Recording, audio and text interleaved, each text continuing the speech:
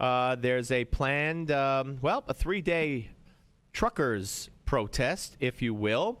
It's being called Truckers Ride for the Constitution, and joining us now is the logistical coordinator for that planned event, Earl Conlon. Hello, Earl. How are you? I'm good. How are you, sir? Good. Thanks for joining us. Okay, so tell us all what you're planning for Friday down around the nation's capital. Okay, but before I do that, I got to let you know I am not the spokesman for Ride for the Constitution. They're different people. Okay.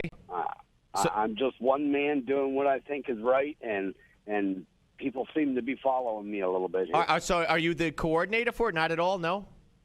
I've been coordinating trucks, but, whoever's jumping on board is jumping on board. All right, well, what are you coordinating them for? Tell us about it. Well, the people with trailers on their trucks are going to stay outside the city because too many big trucks downtown would just not be right for all those folks trying to get around town. They're too big to be going around them little streets of D.C.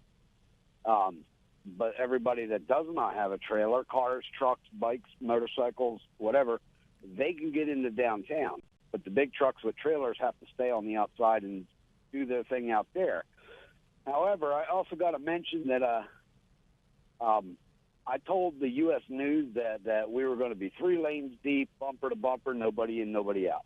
I have to make a confession. I said that to get sensationalized so that the news media would get on board and not brush this under the rug like they did the bikers. I said that just to get the attention of the news media. So how big a turnout? How big a turnout do you anticipate? Oh, several thousand. All right, so several thousand bikers and truckers and small trucks and cars, and it's going to be on the Capitol Beltway starting Friday, and it's going to be 3 days long? Yes, sir. We'll be there for 3 days, and I'm assuming we'll work in shifts.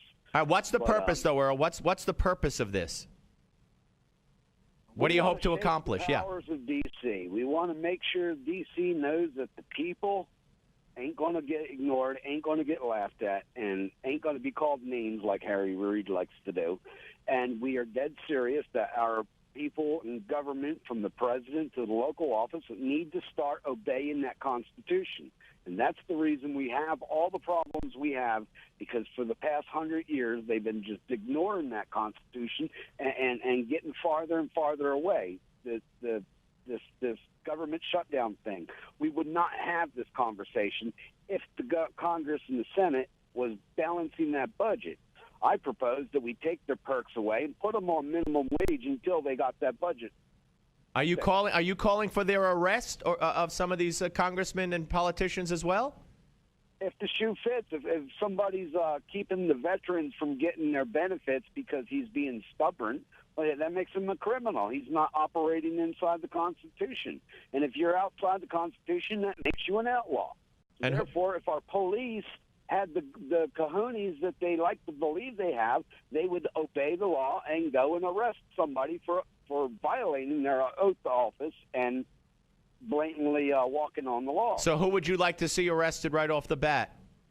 Oh, my first one would be Harry Reid, Nancy Pelosi, Dianne Feinstein, Lindsey Graham, John McCain, Chuck Schumer.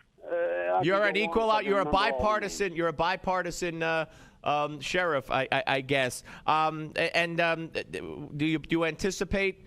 I mean, you don't have a police permit for any of this, do they? Or not you? Do they have a police permit for this trucking event? No, that was another sensationalized comment I made to stir the feathers of the media. No truckers or any of the people are going to be making any arrests. But no. Do you have a police permit? Do you have a permit to stage this kind of thing on the mall? No, sir, we do not. Not that I know of, unless somebody else did it.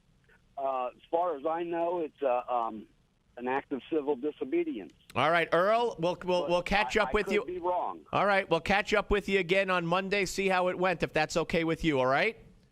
That'll be fine. All right, thank you, Earl. That's Earl Conlon, helping to logistically organize some truckers for the Ride for the Constitution, which he says will take place in and around Washington, D.C. from Friday through the weekend. We shall see. When we come back, we're honored to be joined by Pastor John Hagee right here on the Steve Malzberg Show, Newsmax TV and radio.